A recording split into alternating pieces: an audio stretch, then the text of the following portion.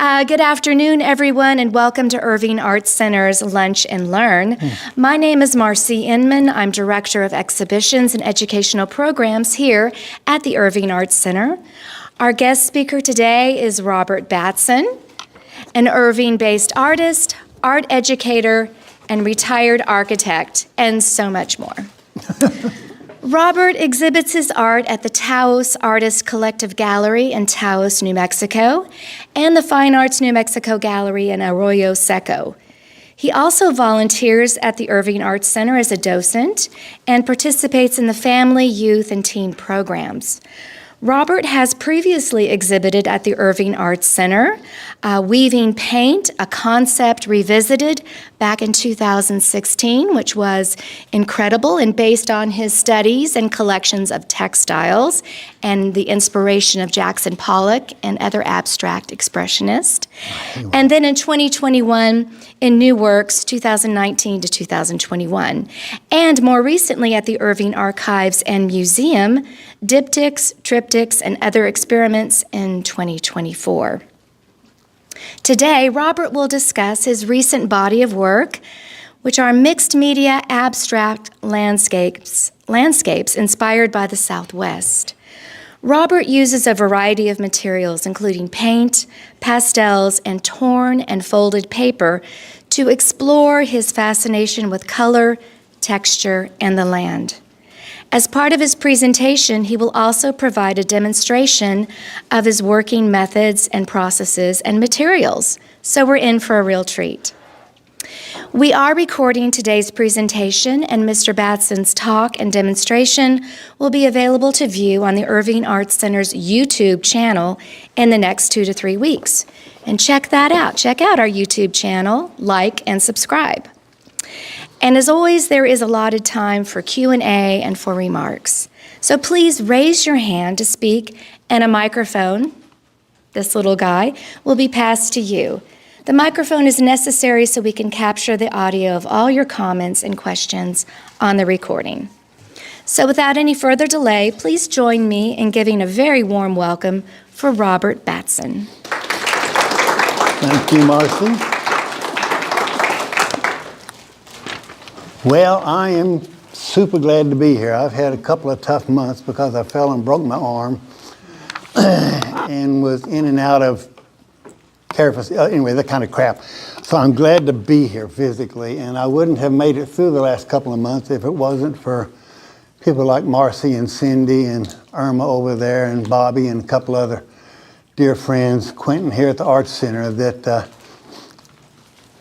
quite physically, mentally, spiritually helped me through the experience. But I'm back and I'm working again. You'll forgive me for sitting down today because my allergies are killing me, and we'll be huffing and puffing and wheezing through the whole presentation. But those of you that know me know that the piece on the exhibit there is not mine. I sort of borrowed it today from our friend over here, Quentin Oakes. It's a photograph that he exhibited in 2023, I think, in the Irving Arts Center members exhibit. And I walked in and saw the photo, and pardon the expression, I was thunderstruck. I was knocked out by the piece because of the colors and the energy and the whole concept of it. I thought it was just a phenomenal photograph, and I knew immediately that I wanted to do my own interpretation of it through my artwork. Now, there are several things about the photo that I love, and it's the movement, the drama, the color. And if you look across the bottom, there's a tree line that gives you the scale of the work, and you realize that this is a monumental Texas sort of storm. It's a major event, and it's the kind of image that has something that captures my interest. And so I kind of stole the idea. Now, if my friend Marcy or Quentin will help me do a little change here. Marcy's my Vanna White today. I told her I would have bought her a slinky dress, but if we can turn these around, Quentin. I knew when I did this that I wanted to go big because it is a big photograph and a big image. Wow. And so I went to the format if we'll put that back down here, this is what's called a triptych. It's 3 images that you can hang together side by side to create one big image. And I went to this format because I don't have the patience or the ability anymore to custom make my canvases. It's a grueling process. I hated doing it when I was getting my master's degree, and I refuse to do it now when I can go to Michael's and get some kind of 2-for-1 sale or something. As Marcy mentioned, I work with different papers and different textures, and this is a combination of crumpled papers, and I love to wad up the paper and then come back over it with some more paint or some pastels and some fixative and pick up the textures. I've always been fascinated with color and texture in the landscape. And Marcy mentioned I'm in a gallery in Taos, New Mexico. I sort of grew up in Taos. My parents bought a piece of property in the Taos Ski Valley back in 1963, and I spent a lot of time there. And I literally remember walking through Taos as a teenager, going into galleries and thinking, I want to be a Taos artist one day. And I'm lucky enough that I sort of am today through a collective gallery that I'm in. This is the kind of drama that I like in a work of art. I call it Quentin's Storm. I think Quentin calls it Wow, and I'm going to let him give you a bit of history of the photograph. This really turned me on, and I hope I did it justice. We'll find out from Quentin. I know you were at Michael's and you walked out and you saw it, and Marcy's trying to give you the microphone. Thank you. Yeah, I was at Michael's bringing another piece in for framing, and I walked out, and this was what I saw in the sky. And all I could do was say, wow. And then, of course, I had to photograph it. And then I looked around to see other people, and they were all in their phones. No one was looking up at this tremendous sky. So I figured that's my sky. But my first impression was wow. Well, and that was my first impression when I saw the photograph at the Art Connection exhibit. And so, like I say, this is sort of my interpretation of it. And it took me almost a year to get this to the point where I'm pleased with it, but I think I mentioned to somebody earlier today, if I had to pick 10 pieces that I've done over the last 50 years, I'm pretty sure this would be in that collection. That's how much, I appreciate it. So I'm going to take this down and put it up against the wall here and sort of walk you through the calendar you have. The calendar is based on works that I've done since like 2023. And the first work in the calendar is part of the triptych that I did. The second piece is this. Now, the name of the exhibit that I had at the Archive Museum was called Diptychs, and a diptych is 2 canvases put together to create one image. This was one of my experimental pieces. And people are often asking me the source of inspiration for my works. The photographs that I take, particularly when I'm driving back and forth and around the Taos area, photographs that I get from people like Quentin, and books. I also get this regularly because I traveled with the Smithsonian a couple years ago, and there's some great photographs of places and things in here. And this was sort of the inspiration for this piece that I simply call Hinge. And it's got the technique, wadded paper, textures. The sky is probably a bit too much. But one of the experimental aspects of this piece was the fact that it just hangs up against the wall unframed. And I'm very conscious of edges of things. And so when I hang this on the wall, these edges kind of pop out from the wall. And I'm also very conscious of the edges of the various pieces and how things come together, and edges that I create between different pieces. That becomes an issue for me that I'll try to remember to mention in a minute. Any comments? Well, I don't know if that's a good idea, having to pass the microphone around, but if anybody... Anyway, so let's go to the next month. Now, I mentioned that I get photographs from friends every once in a while. This is a photograph that Bobby over here sent me from one of her travels. It's called Chimney Rock National Monument or something. And I was talking to her about working from Quentin's photograph, and she showed me this, and I asked her to email it to me. And I did this piece.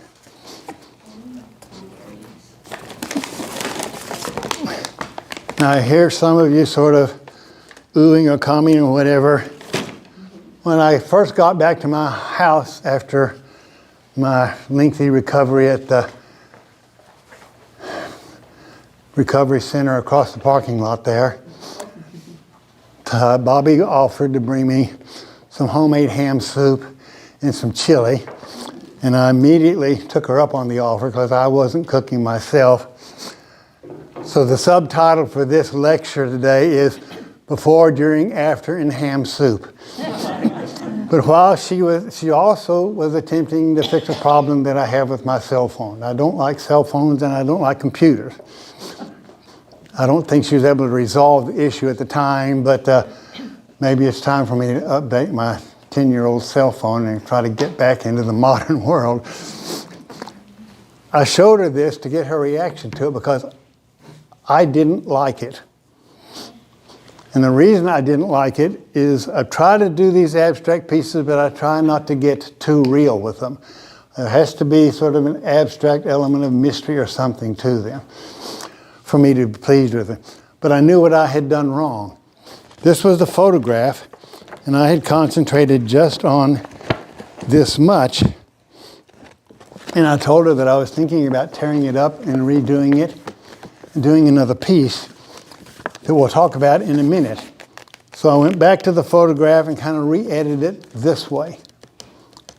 And I'll show you where I'm at with this at the moment, but I had taken out too much that was interesting in the photograph. And I think this as a photograph is much more interesting. Now it turns out that when I passed out the calendars a couple of months ago, Irma turned to the page of the calendar that had this in it, and she made some comment or said something that made me think that it still had some qualities and that I shouldn't completely destroy it. So it'll be interesting to compare what I'm working on now with this piece eventually. But I thank Bobby for the inspiration and the encouragement and for correcting me so that I didn't tear it up.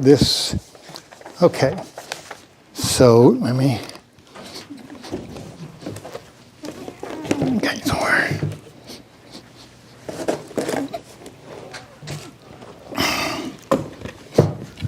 All right. Well, I just need to. I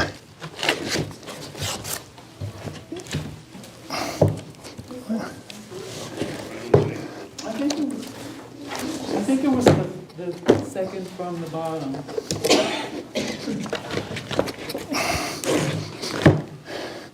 I'm gonna lift these and you look at it. I think it was this album. No. Well, okay. Okay, I don't know. Robert, can I ask you a question? Yes. From what I see there, the colors are a little different that are in the calendar. Hold on just a second. The reason for that, Irma, is that I'm not as good a photographer as Quentin is. And it's a bad photograph, but it was the best I could do at the time. And I should apologize, I guess, to Bobby for that, which is one reason I'm kind of showing the real thing. I wonder where that... Well, actually, it's the same image, but just the colors are just a little bit different. It's because it's a bad photograph of the image, and you know But that's... you know what, this works. Yes, it does. Yeah, I like this. The pinks and The lavender. Well, we'll see how you react to the piece that I'm working on now and redoing, and I seem to have misplaced. Well, I'm not going to waste a lot of time on that. Robert, you have to take your piece. Oh, no, on its wait a own. minute. I just turned 78. I realized I'm an old man and I forgot that I put it.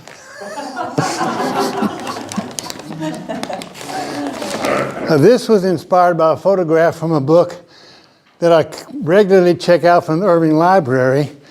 And it's a series of photographs that a gentleman has taken of the national parks. And it's about this thick, and I've done maybe 6 or 7 photographs on these photographs. And this is I call it Great Plains Sky.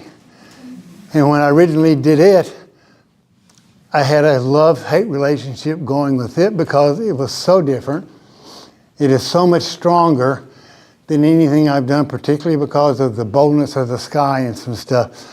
But pulling it back out and looking at it again for this presentation, I dislike it less. And there are some things that I like about it, and it particularly has to do sort of with technique. I like what the paint kind of did on its own here, and I like some things that are going on here, but I'm not sure about these white blobs. It looks like somebody dribbled marshmallow goo onto the painting or something, but if anybody wants to express an opinion on this piece. Are the purple mountains? Are the purple? Supposed to be, yeah, sort of mountains or hills or something, yeah. Behind it. And that again, I try not to get too literal when I'm doing these. And I'm glad you asked that question because it means I maybe wasn't too literal. I'm more interested in the colors and the shapes and the textures. I sometimes describe myself as a color freak. I literally went into Walmart one Christmas looking for something, and I found the ultimate crayon collection. It was a little plastic carousel. It had 155 different crayons. Who doesn't need an orange crush crayon or a strawberry parfait? And I've kept it for like 2 years, and I've just started using the crayons on some pieces that I'll show you in a minute. But as a little boy walking down Main Street, I've lived in Irving since I was 2, and we would go into Duke and Ayers, and if I could get a Bugs Bunny coloring book and a new box of crayons. Now, the bad thing with crayons is once you've used one, it's not any good anymore because you ruin the point, but that's a different issue. Show of hands, do you like this, not like it? Well, then I won't tear it up. I'm disliking it less. Okay, so turn to the next page of the calendar, and we'll see what's there. I don't even... Robert, I did want to make a comment Yeah. about that. It reminds me of wonderful pictures that you find in children's, picture books. And it's just, it's whimsical, it's colorful, and it's just, it makes you smile. Well, thank you. Well, it does have kind of the quality of some children's books because of the boldness of it. And that when I finished it and did it, it struck me as wrong because I don't usually get that bold or that strong with something like the blue sky or something like that. But as I go from piece to piece and work to work, if I get to a point where I feel like I'm just doing the same thing over and over again, I get edgy and I feel like I'm not being creative. And when I saw Quentin's photograph, I was at that point. I didn't think I was doing anything from work to work that was showing any growth or experimentation or me attempting to do something different, even if I was doing it wrong.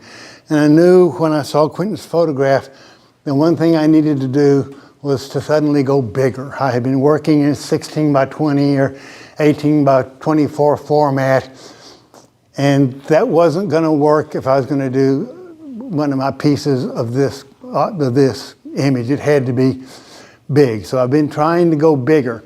Now that's ironic because the last pieces I'll show you here in a couple minutes, I'm suddenly going small. And that's partly because of the limitation of my arm and being what I can actually physically do. But I get antsy when I'm sitting in front of the TV watching, an 8-part Netflix series and not doing anything with my hands. So these new things that I'm doing at the moment. Well, it's encouraging that I shouldn't burn Great Plains sky. Okay, so this is a diptych. And it's called Torres de Paine, or something like that. It's in Patagonia.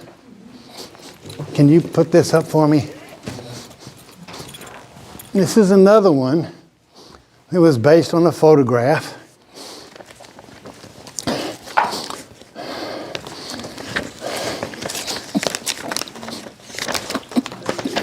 From my Smithsonian catalogs. And I rely on these extensively. I recommend Smithsonian travel.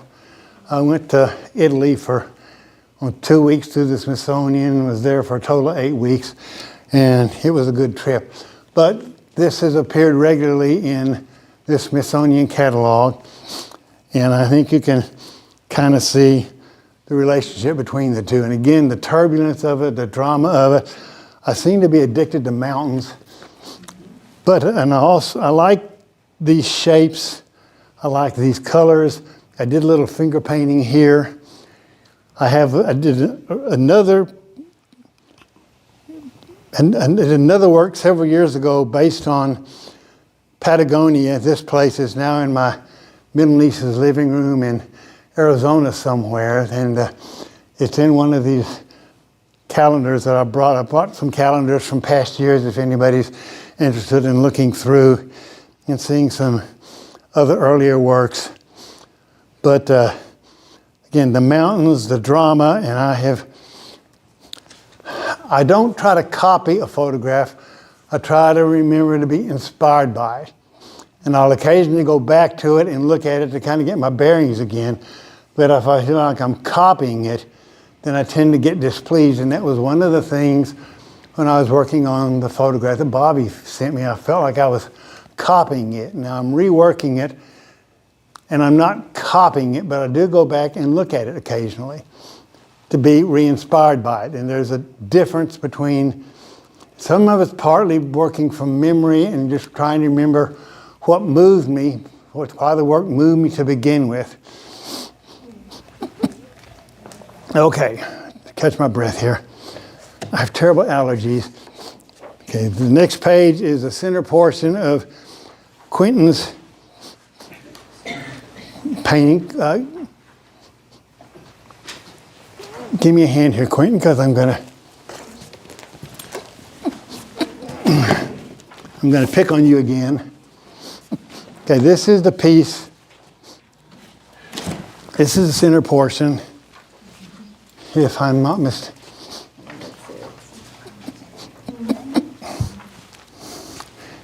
Yeah. And if it's not, it'll work. I love all this drama. Marcy mentioned my fascination and love for the abstract expressionists, mainly Jackson Pollock.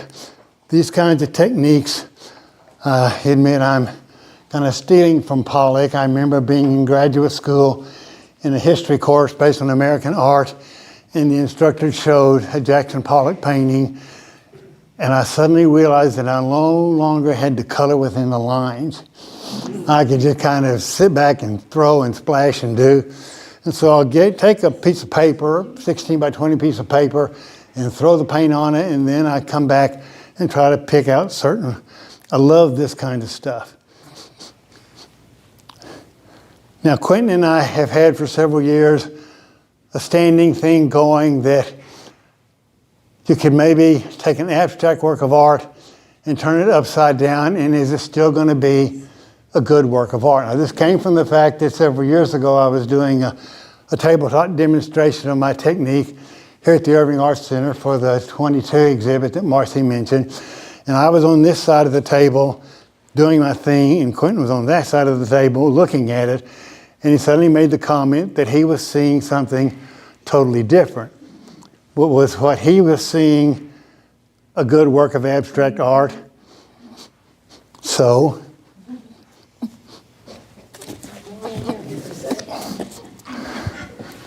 does that stand up independently as an abstract work of art? I like that. You like that better? Throw the other two away. Well, this is one of the few that I can do that to. Where's the microphone? We have a question or a comment here? Marcy, do you have the microphone? Or? No, it's on your hand. I can look at this and still make some sense of it and appreciate it. Yes, go ahead. I see an iceberg. And if you turn it upside down, I see an iceberg even more. An iceberg in reflection of the water. I can see that. That's an interesting interpretation. I see it as maybe this very turbulent lake kind of thing down here. Again, I try not to get too literal with the landscape imagery, but I can't avoid it because I've done and painted and drawn landscapes my whole life. I was literally going through my junior high school art notebook some years ago for one of the presentations I did here, and I found a drawing that I did in the 8th grade, and I was stunned by it because it was what was called a drapery. The teacher put a piece of cloth over a box and created some folds. I drew it in pastel, and it was a precursor to the mountains and the textures and the colors and the landscapes and the thing that I'm doing now, which means I haven't done a damn thing for 50 years. Yeah. Can you turn it sideways? So, but interesting that you should mention that.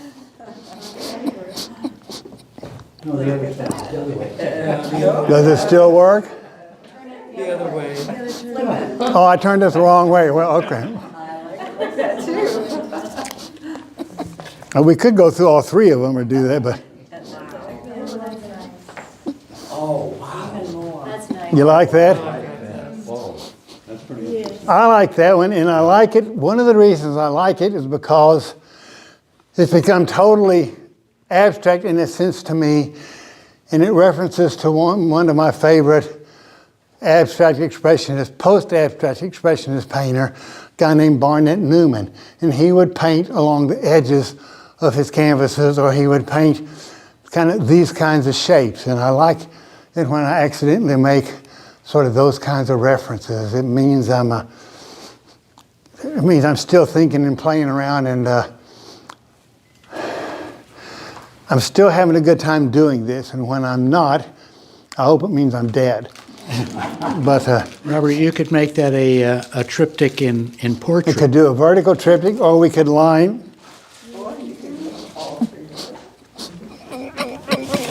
Okay, I'm going off script here, but what the hell? Right. Ooh, now look at that. Look at the way those two pieces come together in the middle. Is it crazy good? Or is it just crazy? Quentin, come get the third piece and put it up, and this is Quentin's Storm. You know what I see right at the end, the far right? I see the image of an animal looking on to what is in front of him. Well, as we say around here, art is subject to personal interpretation. There you go. So, Armin, you can see anything you want. This has suddenly become really very interesting for me as the artist to get these various feedbacks. So, are we still doing okay? This is a cave, and those are stalactites. That's an interesting interpretation. Or there's a little figurine, and you're looking down. No, I don't see the figure, but that's There's okay. a little black silhouette around the curve. Okay. And I would even say you can even stack it, and you'll get another look. Well, you can. There's a piece. I think it might be. I have done a diptych. It's in the calendar here.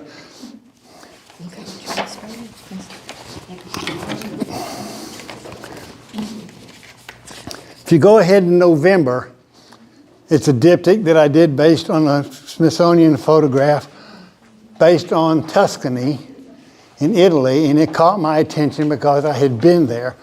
So this is a diptych where the two pieces are put together vertically, and I already had enough things I thought to talk about that I didn't bring it today. But again, it's a different approach.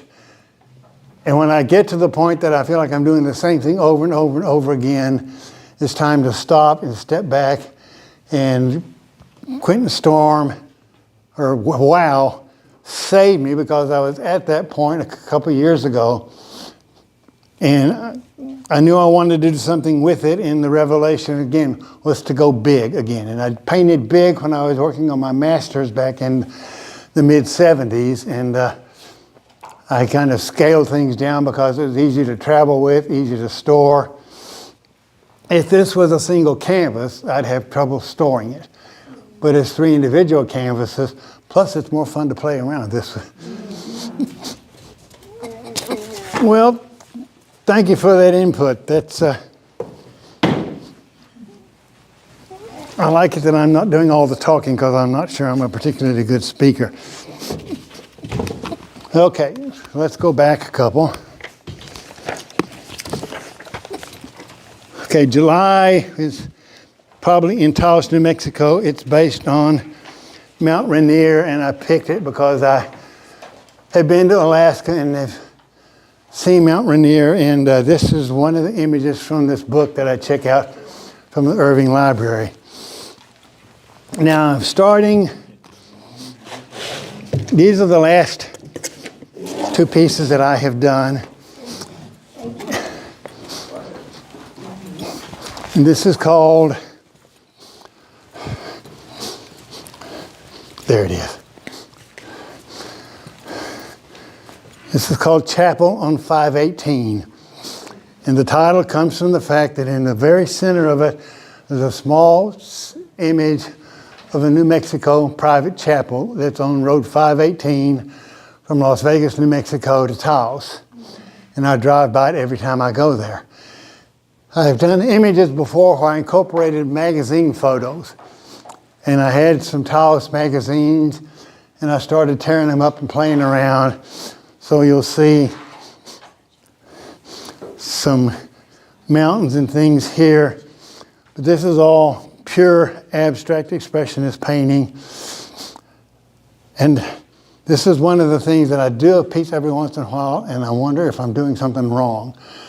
Or I have to convince myself that there is no wrong, and if it is wrong, I can tear it up and nobody will know. But sometimes, if I think it's wrong, I'll do this for about a month, and then when I come back and do this, if there's something wrong with it, I will see it almost immediately. And that has happened to me over and over and over again. I can get just saturated. I think I tend to memorize it. Or it's like I always go to the thing that I think is wrong, and I forget to look at the things that are maybe right. Now, I'm going to ask you to remember this, because I'll come back to it in a minute. Pardon me, Robert. Your abstract expressionism in the background, or at the top, reminds me of hills or a mountain with vegetation going up in the background. That's fine. Well, and you say reminds, that's fine. It says not meant to necessarily be literal, but you know, we've had several different interpretations of some things here today, and certain parts of a painting will remind me, particularly of an experience, and this reminds me of going to New Mexico. I hope I get there again in a couple of months and change out my exhibit in the gallery that I'm in Taos.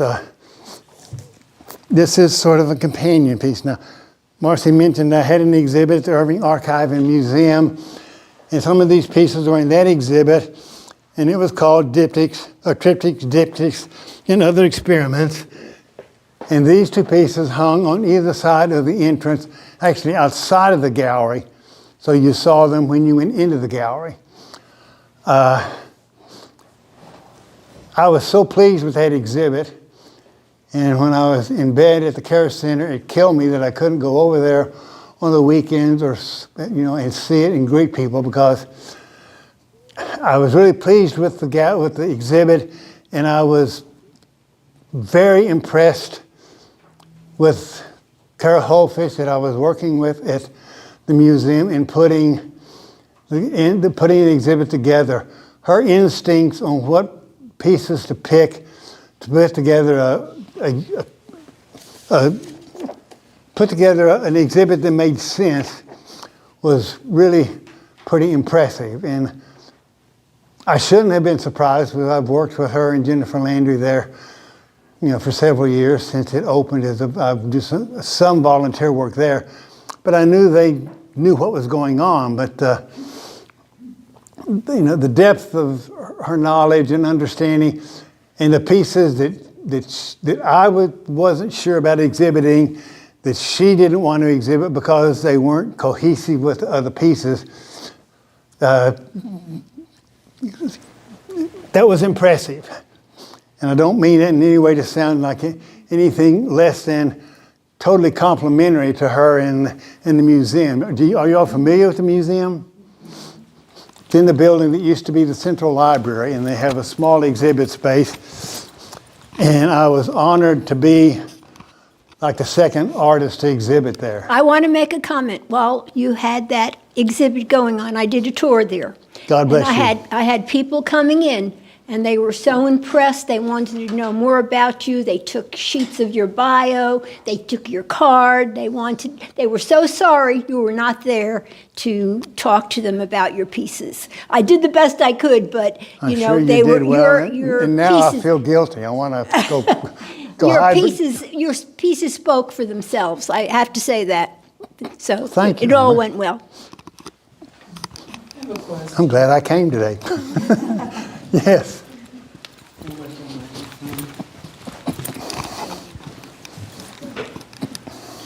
These are the first two pieces of yours that we're seeing with a background, sort of a frame. Explain that to us, why you chose to do that. That was actually just a blatant attempt to do something different. And I try not to do that too often because I don't know that that's good justification necessarily for doing something, just to do it, to be different. But sometimes if I do something to be different, it's different and good.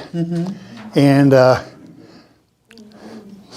that's the reason for doing it. I like the result, or I wouldn't be showing it to you. This also has some photographs from some Taos magazines, and we have some over there that I'll turn you loose on in a couple of minutes. But there's also a photograph down here, and this is called Pueblo Fantasy. It's a photograph of the Taos Pueblo. And it gives the work scale, in a sense, as does the little chapel over here. So those don't just serve as a frame for you, because you moved out into it. They do, but initially they were there just as an abstract part of the painting. Okay. I had done the two canvases purely as these abstract, loose, sort of washy, abstract expressionist paintings, and I didn't know what to do with them. And I literally just started playing around. Now, sometimes I'm at my best when I'm just playing around and I'm not trying to take it too seriously. And some of the pieces I'll show you in a minute, I sat down and just started doing them just because they were fun. And that's a good sign when I'm doing a piece and it's fun. Did you have something, Marcy? I did. Okay, here it comes.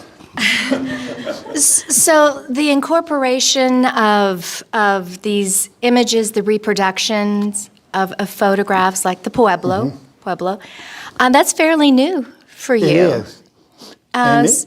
So talk Go about ahead. that collage technique. Good, bad, or indifferent. Oh, I like it. I think it creates a lot of visual interest. It does provide scale. It's a nice foil between your looser, more abstract areas and then your very distinct reference to place.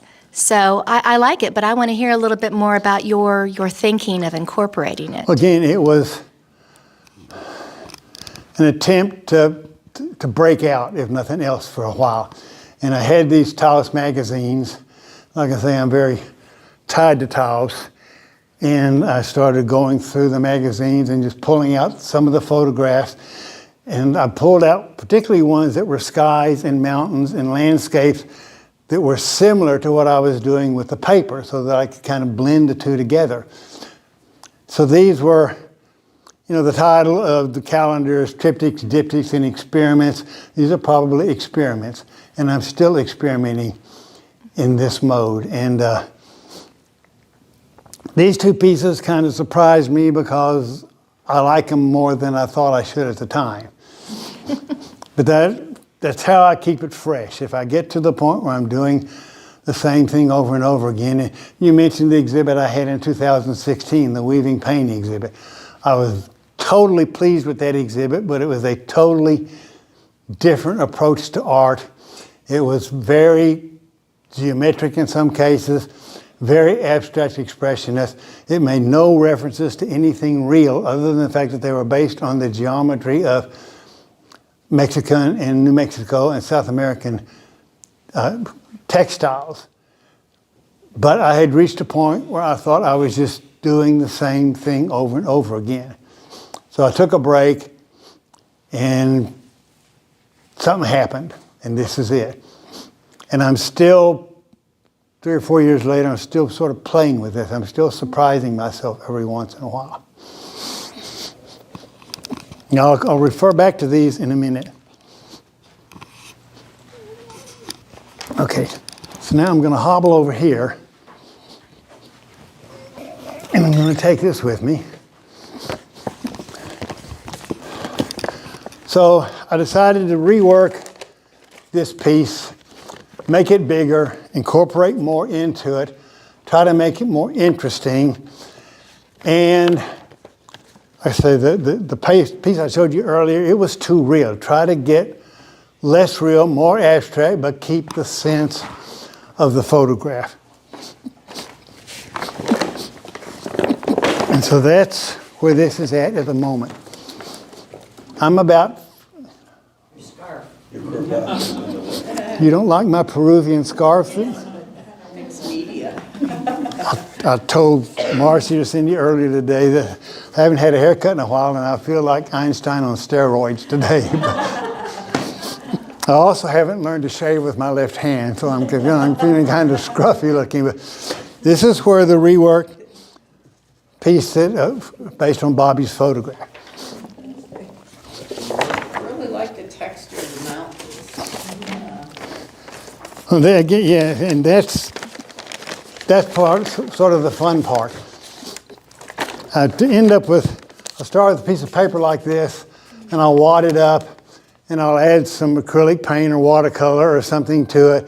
And I'll let it dry, and I'll come back over it with chalk pastel to pull out those textures.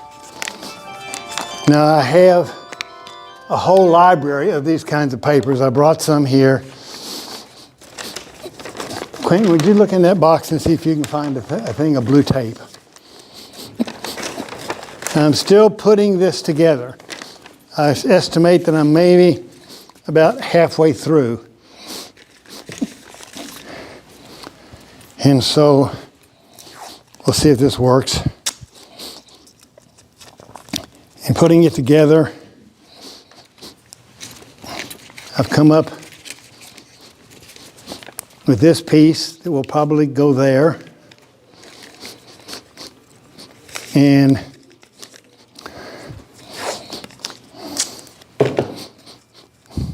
I'm still at the playing stage with this piece. And I do literally feel like I'm playing. It goes back to the Bugs Bunny coloring book days, I guess. Anyway, this will eventually somehow go across there, and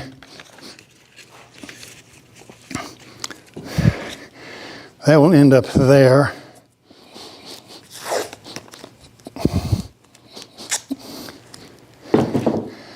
And I'll come back, I'll do some more stuff in this bottom area with more pieces to create more textural effects.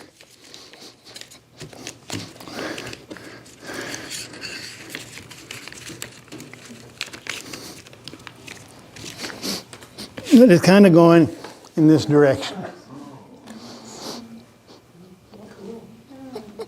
And I'll probably come back on those dark areas and try to come back over it with a little white pastel when I put the hairspray on it, I use cheap hairspray as a fixity for the pastel, and it sort of dilutes the pastel, but it still picks up and keeps the highlights. So I'll come back with some pieces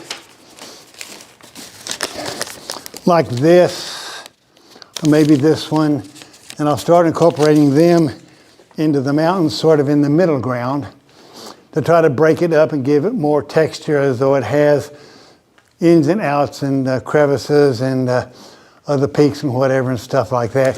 Now, I mentioned earlier that edges of things are very important to me sometimes. I'm still struggling with what to do with the edge of this whole piece. I'm probably going to tear it and make it very irregular so that it will stand out from the wall a little bit. But I'm also worried about this edge. It's too straight. It's too, quote, man-made. It's too horizontal. So I need to soften it up. And I'm thinking, I created this piece of paper specifically for this work. And I'm thinking if I come along here and you can see I'm not very careful about how I tear it. That becomes part of the challenge. Arthritis is acting up, so give me.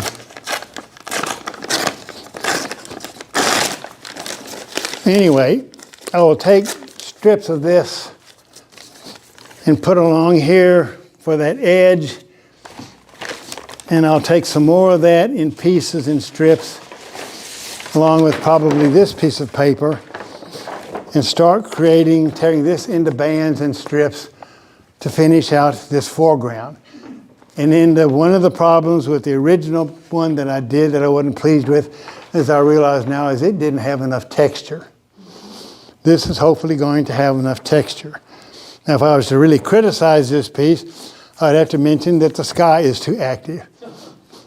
But I did it, and there were some pieces of it that were just almost pure Jackson Pollock that I couldn't give up. And I keep coming back to him. I do have my other influences, and they're wide and varied. They're Michelangelo and Franz Klein and Georgia O'Keeffe and a couple of Maya pots that I've seen in my life. But go ahead, Quentin.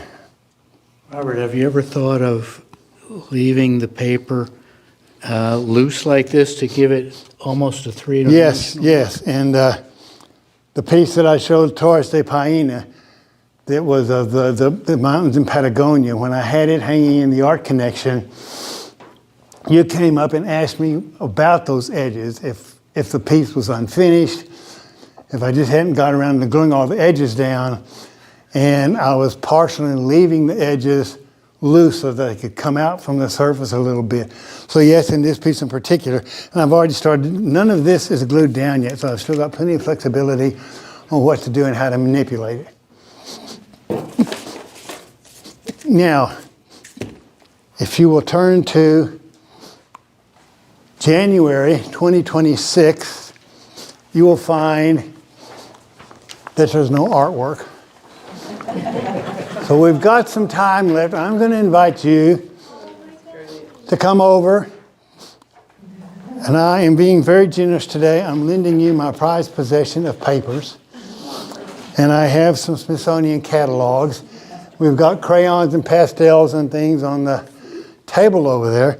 So if you want to get up and experiment and play around for the next half hour or so and kind of do your own piece, Irma's going, yes. Help yourself. I will maybe be working on my piece here, or if you want to come help me and tear paper into 1-inch strips. But I have a couple others. Now it's ironic that I'm doing these little pieces on these leftover calendars because I'm suddenly working small again. These are some of the smallest things I've ever done. And I hope to do a series of like 12 to 15 that will become a 2026 calendar.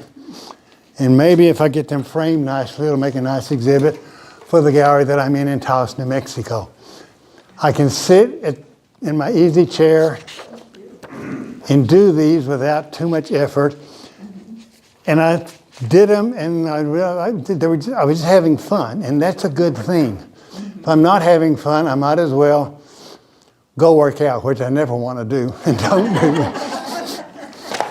This one is based on Patagonia again. This is the third piece I've done based on Patagonia.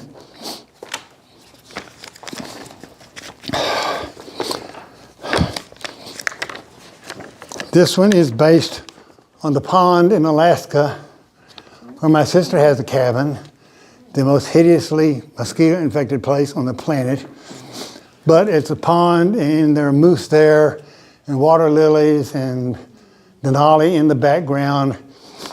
And as I developed that, without knowing it, that became the source of the inspiration, for that one. And then I've got one more. This one is based on a place called Williams Lake in Taos, New Mexico. And I've managed to hike up there a couple of times.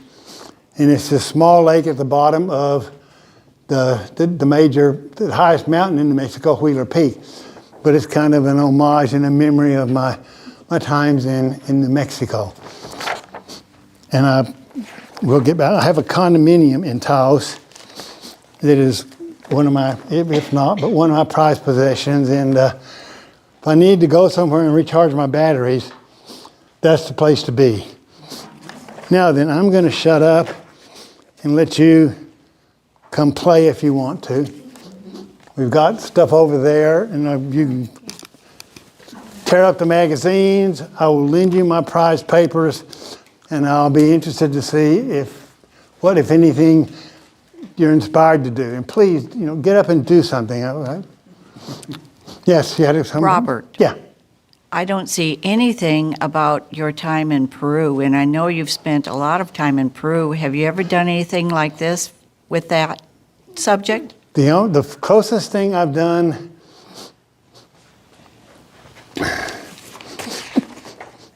in this vein, not yet would be the answer. But I had the exhibit in 2016. It was called Weaving Paint. And there were a number of pieces in that exhibit that were very rigid, very geometric, very abstract, in the same sort of dribbly Jackson Pollock technique that were based on Peruvian textiles. And I love Peruvian textiles because of the color and the texture. And I have a number of them. If I have too many of them, in fact, I need to do an estate sale and get rid of the textiles that I bought in New Mexico and Guatemala. But so I've been inspired by Peru, but the trips to Peru, they were more pure architectural research. I was helping a couple people do books on Inca architecture and was researching with them in the summer for a couple of weeks. And I would come home and do some illustrations for these books that they did. One of them won the AIA Best Monograph Book in 1995 or 96, and my name was right there on the front cover, and that was another highlight. But so that was, I'm not going to call it business, but it was a different approach to the art. It was more technical, more architectural, and that came from the fact that when I was at Texas Tech, I took a course called Pre-Columbian Art. Pre-Columbian, obviously, means pre-conquest. And the professor showed a picture of Machu Picchu. And again, I almost fell out of my chair, and I told myself that I'm going to get there someday. So I had a chance through a group called Earthwatch to go there one summer, and ended up going back 7 or 8 times to help this man put this book together. And I was scrambling around the mountains and measuring every Inca building that we could find. And from the technical side, the architectural history side, that was as good as it got. And I remember funny, another anecdote for what it's worth. I remember being at home one Sunday afternoon, working on one of these drawings of one of these Inca buildings, and I was watching a show about ancient Egypt. And the woman on that program was tracing off Egyptian hieroglyphs on a sheet of mylar.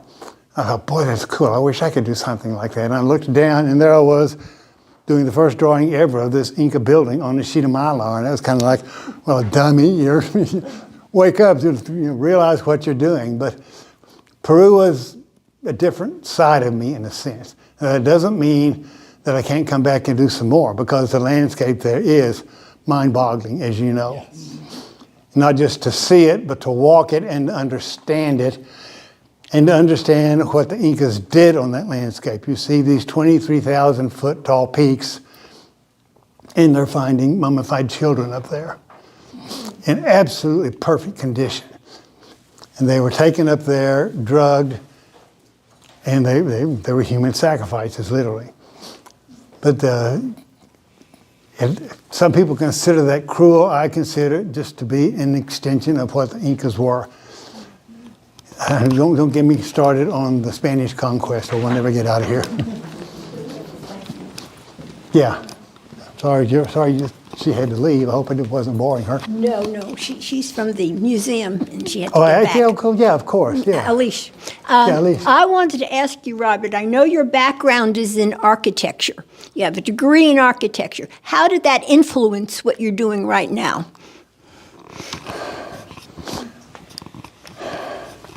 Right now, not that much. The art came first. And I'm very fortunate, you see movies like, I don't know if you've seen Billy Elliot, about the boy that wanted to be the ballet dancer and his father objected, or if you've seen the Elton John movie Rocket Man, where his parents were objected to his music, or even the Freddie Mercury movie Bohemian Rhapsody, where they were at odds with their parents about their artwork. My parents never ever said or did anything that discouraged me from pursuing my art. Now, with their help and the help of the man that lived across the street, who was an architect, I got steered into architecture as a profession in a way to make a living. And I literally went to Texas Tech, and I knew two things about architecture. Started with an A, and they did something with buildings. So that's a different side of me. I've always done the art. I'm not going to say it's the main part or the emphasis or anything, but I'm glad I'm sort of back to it full time. I did the architecture, I taught it, and I still get an email once or twice a year or every 2 years from some student that ran across my name somewhere, and it's amazing to me that they're still speaking to me. I'm glad I didn't ruin them. But the architecture, the teaching, that's another side. It's the more technical side. And I enjoyed it, and I did it, and I made a good living at it. But now this is the fun part. Thank you. Do we need to wrap this up, Marcy, or are we good for another couple of minutes? We're okay Just on one, time. this will be quick. Well, anyway. Okay. You've mentioned that you use Jackson Pollock techniques or some Yes. portion. Would you point some of those out or explain that in a little bit more detail? Are you familiar with Jackson Pollock? Very, What? very, yeah. Okay. Uh-huh. Well, if you're not familiar with Jackson Pollock, he made his name by standing over the canvas and dribbling and dropping and throwing the paint on the canvas on the floor. And he did big canvases. They envelop you. The Dallas Museum has one called Lavender Mist. It's a good example, but he would cover like the whole wall. And there's a great movie that Ed Harris did. I think it was Ed Harris, called Pollock. It's sort of a biography of Jackson Pollock that has a probably fictional element of how he got into the technique. But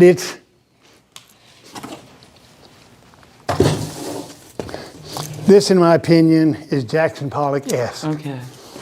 Okay.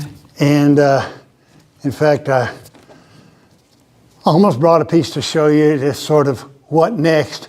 It's a piece that I did, and it was a piece of canvas that I ripped off a frame and repainted something on it that was bad. And I took some black paint and I just started literally splattering, dribbling. And one of the things with the Jackson Pollock technique is keeping your mind and your eye open to what is sometimes called happy accidents. Let the paint do what it does and it wants to do, and be smart enough to recognize that you don't need to muck it up. So that is, some of this up here has more of a Mark Rothko feel to it. He was another, He was almost literally a sort of a post-abstractionist painting, but he did these big fields of color. He's another one of my heroes. There's a guy named Franz Klein who did these paintings that were black paint that he was just doing these slashing marks on the canvas. He's another hero, and it's the freedom that they had when they were painting, not being restricted to. They were so revolutionary at their time that if there were rules, they were making them. And of course, if you know anything about Pollock or that period, they were rejected by people who didn't think they were doing art. I have a brother who has said, well, I could do that. And I told him to go buy some paints and give it a shot, because I don't think he could. He wouldn't have the sensibilities that these artists had as to what they were doing. Do you have anything to add to that, Marcy? Expand on it, or? I'm not trying to put you on the spot. I just know you've got a good art background, and I don't know Right. what your reaction or how you interpret the. Well, sure. The abstract expressionists were post-World War II. It was the first distinctly American art Yes. movement. It shifted the art world from Paris to New York City. Yeah, and it was a very exciting time for the United States and for the arts, and I believe it was Life magazine that did a big feature on Jackson Pollock, and there was also a wonderful documentary that was made of him in the process of painting with some really interesting camera angles. They put him on top of some glass so they could get underneath him. Yeah. But I think the whole thing, the big quote was, breaking the ice. Jackson Pollock breaks the ice. So it really was breaking the mold. It was getting away from the tyranny of having to paint something that was totally grounded in representation. Just taking away the idea that painting was mimicry, or it was like a photograph, or that it had to have reference to the objective world, and really giving it back to the artist imagination, to the artist action, to their movement. It really was a big breakthrough for modernism that then spread to Europe, but it started in the United States. And interestingly enough, with Jackson Pollock, he was a student of Thomas Hart Benton. Thomas Hart Benton, thank you very much, yes, who was a social realist painter. He was very well known, he had a lot of big commissions, but he had that realism strain in his artwork. It was very much bound with representation, and he also had some social content as well. And Jackson Pollock was his student, so he was learning and that kind of style. He was also very influenced by the Mexican muralist, again with that social realism style and content. Jackson Pollock also was a lifelong student and patient of psychoanalysis, especially Jungian psychology. And so he was really interested in exploring dream imagery, archetypes, a lot of the same topics and ideas that the surrealists were also exploring. So he went through that phase as well. So if you kind of understand his training, the trajectory of his career, what he had been doing, kind of making that landing into his drip paintings seems kind of logical how he would have moved into that direction. But it was all, tied in, not just wanting to be free and fling some paint somewhere, but also exploring, again, the human psyche, dreams, some of the universal imagery of mankind. There's kind of two kinds of abstract art. One is objective abstract art, where the painting is based on an object and you're abstracting the object. The Cubists were objective abstract artists. There's also non-objective abstract art. Well, my work is objective abstract art because it's based on something. Jackson Pollock's work was non-objective. It had no reference to the physical world. It was often has been referred to as action painting, because the act of painting became the subject to a certain degree. And for me, and partly because of my training as an architect, which is so technical and so rigid and bound up by codes and things like that, to be able to approach a piece of canvas and just start flinging paint is rewarding and kind of releasing. And I have a piece that's on the floor of this horrible messy room that I call part of my studio, and it was a piece of canvas that I just did black paint on. And I've been trying to figure out what to do with it, and I think what I'm going to do with it is nothing but mount it on the canvas with a black border, and then go get some more canvases and do one in red and one in yellow and one in blue and one in purple, and do a series of these just totally abstract expressionist thrown paint thingies as a series. And that, interestingly or not, it kind of comes back to the exhibit we had a couple months ago, where we had this whole series of very geometric, hard-edged color paintings, where in essence this artist, he didn't do the same thing over and over again, but he had a format. I would say he had a format that he followed, and he stuck with through this whole series of paintings, and I'm not sure I can do that. So it'll be interesting to experiment with that, and maybe come up with 10 or 12 monochromatic or double color, dual credit, 1 to 2 color, limit myself to 1 to 2 colors on these canvases, and do it just totally in that vein and see what comes up with it. That would be, I think it would be a bit of a release. That documentary movie that Jackson Pollock did, it's interesting to watch him do that, and I saw it like 20, 25 years ago. They had a show of his work at the Museum of Modern Art.